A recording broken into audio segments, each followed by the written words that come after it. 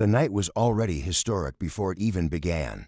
The 30th anniversary celebration was meant to honor Michael Jackson's legacy, his music, his influence, his unmatched place in history. Whitney Houston stepped onto the stage knowing the world was watching. Her voice filled the arena with elegance and control, every note delivered with the confidence of someone who had earned her place beside legends. But halfway through the performance, something unexpected happened. Whitney stopped singing, not because of a mistake, not because of a technical issue. Her eyes locked onto a figure emerging from the shadows of the stage. The crowd gasped. Michael Jackson had appeared, unannounced, unplanned, unscripted. And what Whitney did next turned a celebration into a moment that would live forever. Whitney was in complete control of the stage. The orchestra followed her perfectly, the lights framing her like a portrait of greatness. This was her moment, poised, powerful, effortless.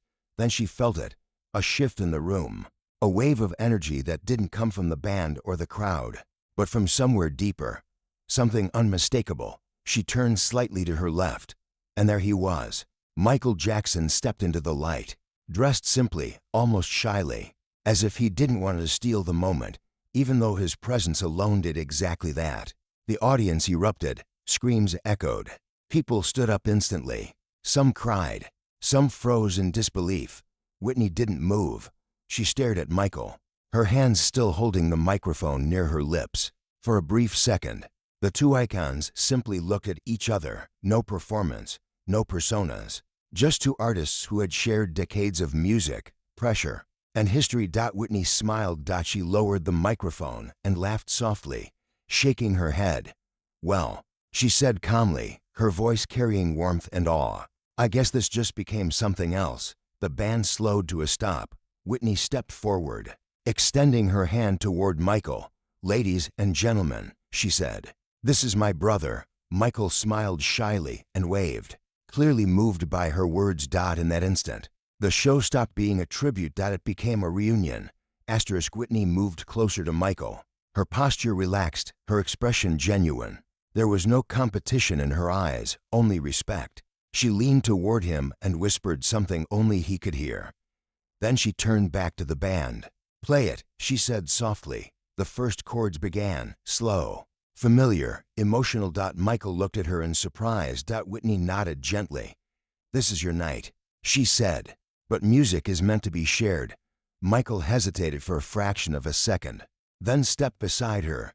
The audience was completely silent now. Whitney sang the opening line, her voice rich and controlled. When Michael joined her, the contrast was striking, her power meeting his delicacy, her grounding presence balancing his ethereal tone. They didn't try to outshine each other. They listened. They adjusted. They blended. At one point, Whitney stepped back slightly, giving Michael space, not as a gesture of surrender, but of generosity. She watched him sing with a soft smile, nodding subtly, as if encouraging him, grounding him, reminding him he was safe. When their voices met again in harmony, the crowd erupted, not with screams, but with applause that felt like gratitude. This wasn't spectacle. It was connection. Two voices shaped by fame, pain, brilliance, and survival, standing together without armor. As the song ended, Whitney reached for Michael's hand and lifted it high. The arena exploded, and for a moment, the weight they both carried seemed lighter. When they walked off stage, the noise behind them was deafening, but backstage, everything grew quiet. Whitney placed a hand on Michael's shoulder. "You okay?" she asked softly. Michael nodded, his eyes glassy but calm. "Thank you," he said. "I didn't know if I could do that tonight." Whitney smiled knowingly. "You didn't have to be perfect," she replied. "You just had to be you." Michael exhaled, relief washing over his face. For years, both had lived under impossible expectations. Icons turned into symbols instead of people. On that stage, for those few minutes, they had stripped all of that away. Whitney glanced back toward the stage. "They'll remember this," she said. "Not because we're legends, but because it was real." Michael nodded slowly. That night would be replayed countless times. Analysts would dissect it. Fans would argue about its meaning. But the truth lived in something much simpler. Whitney didn't interrupt the show to make history. She interrupted it to make space. Whitney Houston and Michael Jackson were more than global superstars. They were mirrors of each other's lives. Both were shaped by music before they were old enough to understand fame. Both grew up inside churches, studios, rehearsals. Both carried families, expectations, and entire industries on their shoulders before adulthood ever truly arrived. But unlike many artists who drift apart at the peak of success, Whitney and Michael always understood one another in silence. They didn't need to explain exhaustion. They didn't need to explain fear. They didn't need to explain loneliness. Whitney had watched Michael navigate a world that demanded perfection, while offering very little protection. Michael had watched Whitney balance grace and strength while quietly carrying pain the public never fully saw. That night at the 30th anniversary celebration was not spontaneous in emotion, only in appearance. When Michael stepped onto that stage, Whitney immediately recognized what was happening beneath the surface.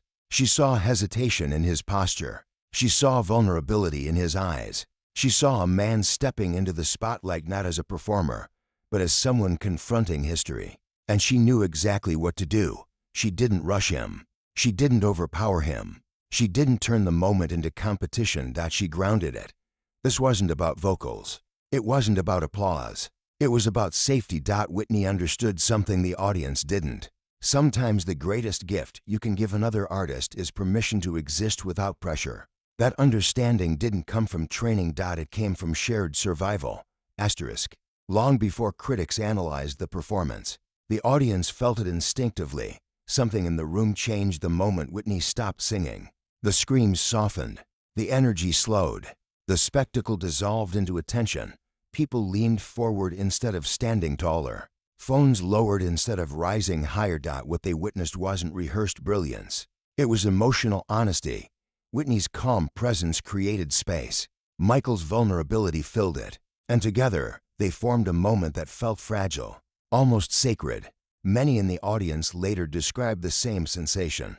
It felt like watching two people protect each other in real time. When Whitney stepped back to let Michael sing, it didn't feel like deference. It felt like trust. When Michael joined her harmony, it didn't feel like performance. It felt like relief. For the applause that followed wasn't explosive. It was sustained, deep, earned. People weren't cheering for high notes. They were acknowledging courage. They were recognizing something rare, authenticity from two artists who had spent most of their lives hiding behind expectation. In that arena, thousands of people realized something quietly powerful. They weren't watching legends. They were watching humans who happened to be legendary. And that realization stayed with them far longer than any note ever could. Years later, that moment would be replayed again and again. People would call it iconic, historic, unforgettable. But the truth lived in something much smaller. Whitney Houston didn't interrupt the show to surprise the audience. She interrupted it because she recognized a moment where kindness mattered more than perfection. She saw someone who didn't need applause, but reassurance. Someone who didn't need to prove greatness, but to feel grounded in it. On that stage, Whitney made a choice. She chose presence over performance, connection over control, humanity over spectacle. That choice transformed the night, not because it created drama, but because it revealed trust. Trust between two artists who knew the cost of greatness. Trust between voices shaped by joy and pain. Trust that allowed vulnerability to exist in front of the world. The celebration continued. The lights faded. The crowd went home. But what remained was quieter and deeper. A reminder that even at the highest level of fame, what endures isn't perfection, it's compassion. And in that brief interruption, Whitney Houston didn't just share a stage. She shared understanding. That was the real legacy of that night. When the lights finally dimmed and the crowd began to leave, the arena slowly emptied of sound, but something lingered. Backstage, Whitney stood alone for a moment, listening to the distant echo of applause fading into memory. She closed her eyes and took a deep breath. Moments like that didn't happen often, not because of fame, but because of honesty. She knew the world would talk about the vocals, about the surprise, about the history, but none of that was what stayed with her. What stayed was the look on Michael's face when the pressure lifted, the quiet relief, the recognition. Years later, fans would still replay that interruption, trying to explain why it felt different. The truth was simple. That night wasn't about music. It was about one artist seeing another, truly seeing them, and choosing empathy over ego. Whitney didn't stop the show to change history. She stopped it to honor humanity. And sometimes, that's the most powerful performance of all. Long after the stage lights went dark and the audience had disappeared into the night, Whitney Houston remained awake. She sat alone in her hotel room, still wearing her performance shoes, her hair loosened, makeup half removed. The silence felt heavy, but not empty. Moments like the one she shared with Michael didn't fade quickly. They lingered, replaying quietly in the mind, asking to be understood. Whitney knew something important had happened. Not because the crowd screamed louder than usual, not because history would remember it, but because, in that interruption, she had acted purely on instinct, not as a performer, but as a human being. She had recognized fear without being told. She had recognized vulnerability without explanation. She had recognized herself in someone else. For years, Whitney had been praised for control. Control of her voice, her image, her strength. But that night wasn't about control. It was about release. She had stepped out of the role the world expected and into something quieter, braver, presence. She didn't guide Michael vocally. She didn't compete. She didn't lead. She stood beside him. Whitney understood that greatness doesn't always demand brilliance. Sometimes it demands restraint. Sometimes the most powerful thing an artist can do is make room for another soul to breathe. That understanding came from lived experience, from carrying expectations too heavy for one person, from being applauded while hurting, from being called strong when she needed gentleness. On that stage, Whitney didn't save Michael. She didn't rescue him. She simply told him, without words, "You don't have to do this alone." That message echoed far beyond the music. It echoed in every artist who had ever felt unseen, in every performer who had ever carried fear behind perfection, in every human being who had ever needed permission to exist without armor. Whitney didn't interrupt the show to be remembered. She interrupted it because something inside her refused to let the moment pass untouched by compassion. And that choice, quiet, unscripted, deeply human, became the most enduring part of the night, because long after the notes faded, what remained was not sound. It was understanding. Years passed. The performance was replayed, clipped, analyzed, and archived. New generations discovered it without context. Just two legends sharing a stage for a few minutes. Many called it iconic. But very few understood why it still felt different. The reason wasn't musical. It was emotional. Most performances aim to impress. That one aimed to connect. In a world that rewards dominance, Whitney Houston demonstrated something far rarer: emotional leadership. She didn't raise her voice to take control of the moment. She lowered it to create safety. She didn't command attention. She redirected it. That distinction is what made the interruption unforgettable. Whitney understood that people don't remember perfection. They remember how a moment made them feel. And that night, people felt something they weren't expecting at a celebration of greatness. They felt gentleness. They felt vulnerability being honored instead of hidden. They felt to artists choosing honesty over image.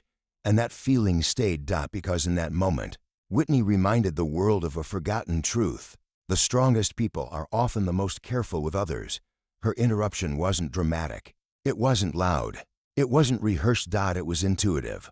It was the instinct of someone who knew the cost of standing alone under a spotlight and chose not to let someone else carry it without support. That is why the moment still matters. Not because it changed music history, but because it showed what leadership looks like when ego steps aside. Whitney Houston didn't just sing that night. She listened. And by listening, she gave the audience something deeper than entertainment. She gave them a glimpse of grace. In the end, that interruption wasn't a break in the show. It was the heart of it.